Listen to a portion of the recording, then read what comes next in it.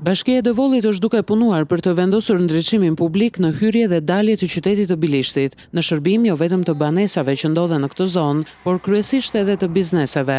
Investimi është duke u kryer nga ndërmarrja e shërbimeve publike në këtë bashki me financim nga Fondi Shqiptar i Zhvillimit. Kryebashkiaku Eduard Duro ka inspektuar punimet duke u shprehur se hyrja e qytetit të Bilishtit do të ketë një ndriçim bashkëkohor lehtë në një gjatësi prej 2 kilometrash. Ky është ndriçimi rrugor i hyrjes së qytetit Bilisht.